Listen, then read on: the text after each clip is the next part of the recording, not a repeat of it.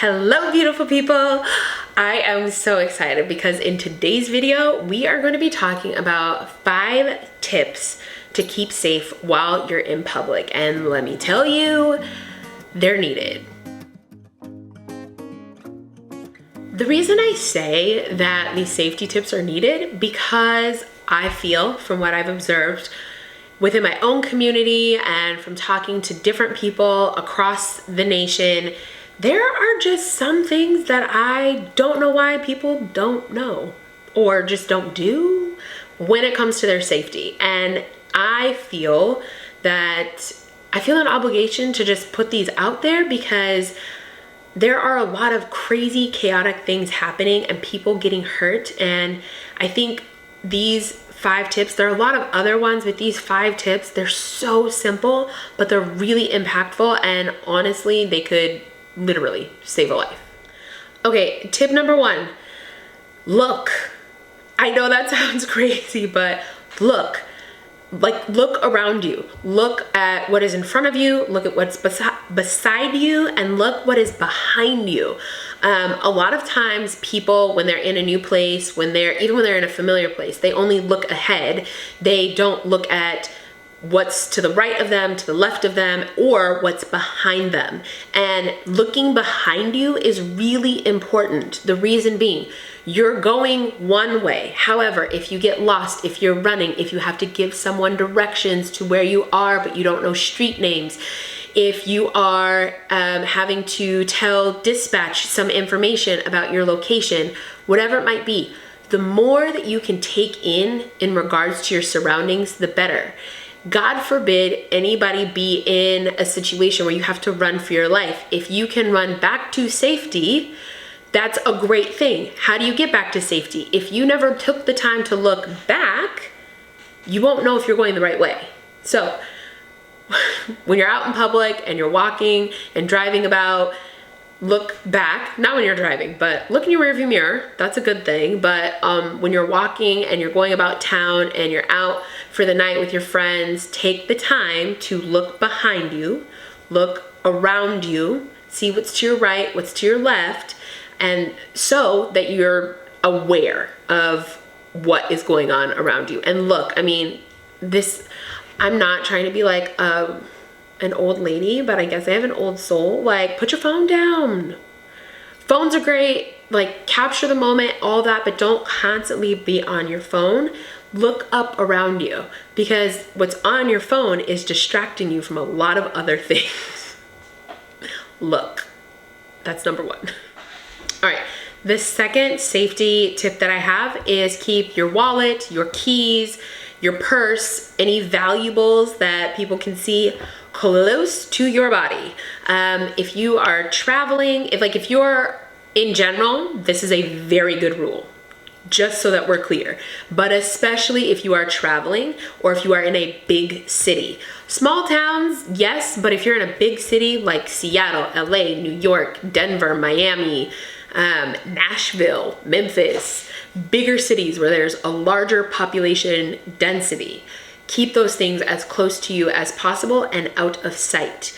I feel like the reason is obvious, but it's so you're not a target, and it's so that if people see something of value, they're gonna wanna take it. But if they don't see anything of value, there's nothing for them to take. Okay, the third tip that I have for you is to pay attention. Earlier, I spoke about looking and observing things, and now I'm talking about paying attention. They're two different, similar but different. When you pay attention, you are intentionally focusing and looking and absorbing what is going on around you. So you're not just saying like, oh, this is here and that's there, but you're saying, oh, there's a man that's like 6 feet over here to my right, or there's a woman that looks suspicious and shady over there hanging out next to a car. You're paying attention to other people, you're paying attention to how they're acting, you're paying attention to what they're doing, you're paying attention to what they're saying. Are they saying things in a low whispered hurried voice? Are they speaking a different language, but you're able to pick up on key words that are alarming, like, I don't feel so comfortable? Is their behavior strange? Is it out of place for your environment? Those things are important for you to not only see, but for you to observe and process, evaluate, and so that you keep yourself safe. If any alarms go off, if you get a gut feeling that says you need to move. Get out of that situation, get out of that environment, go somewhere else, because when you pay attention, you're able to mitigate something that could possibly happen to you in the near future. It's really just that simple, but pay attention. The fourth tip that I have is to keep your valuables out of sight and your pockets zipped. So anything that has a zipper, keep that sucker zipped. Your purse, your pockets, whatever, keep it zipped. Reason being, like I said earlier, when it comes to jewelry, car keys, depending on the neighborhood you're in, shoes, you don't want people to see that because it has a high value. And when they see something of high value, you become a target. That is a fact. The reason I also say keep your pockets and your purses zipped, your bags, whatever it is, keep them zipped and closed, because we live in 2023 and technology is amazing. However, it's a double-edged sword, right? Every new invention can be used for good and it can be used for bad. Things like like the little tiles or the Apple like trackers that they have. There are people that use them for good and there are people that use them for bad. And so instead of taking you or kidnapping you when you're out and about, they will wait until you are at a stationary point in a home or in like a library or a restaurant, a cafe, or maybe somewhere more private. And they will then come and take you from that location. And they'll take you based off of a tracker that they put in your purse, that they put in your gym bag, that they put in your pocket, whatever. So keep that stuff zipped and closed. Also, when it comes to your app, like trackers and finding them, go on your phone. Especially if you're in a place that's new, go on your phone and there's a way that you can find out if there are any air tags. That's what they're called for Apple. Air tags or tiles near you in your vicinity. So you can disconnect from them or turn them off from your phone. And that's just really important, obviously. Safety. Next is stay in well-lit and high-traffic areas. This is important because now, crazy people are crazy people. So if they're really crazy, they don't care. However, if it's someone who is, for lack of better terminology, a little crazy, they want to do something, but they really don't want to get caught, and they're like a little bit more cautious when it comes to doing crazy ththings. They don't want to be seen.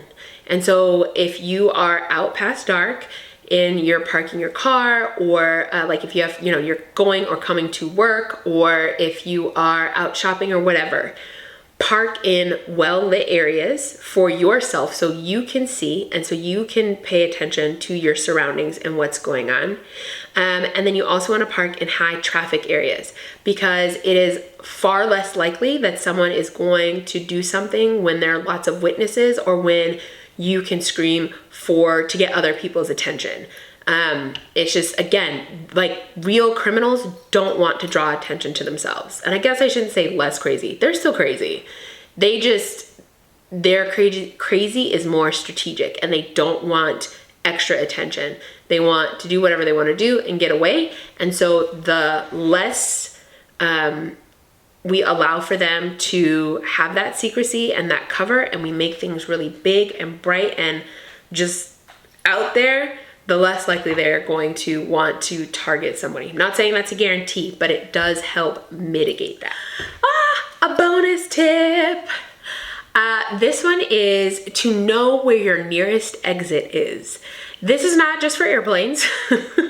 This is for real life too. Every day, know where your nearest exit is, because a lot of times when we are thrown in an emergency situation and put into a corner, a lot of times people try and go back the way that they came, whatever you do, stay calm, find your nearest exit. Find the exit that's not being occupied. Now, if that exit is clear across the room and it puts you in danger, don't go to that exit. Find one that's closer to you. But find that exit and get out of harm's way. Thank you so much for watching this video. I hope you found it very useful and helpful. I hope that you are able to apply these tips. They are simple, but they are really powerful. I hope you all stay safe, and I will see you in the next video. Auf Wiedersehen.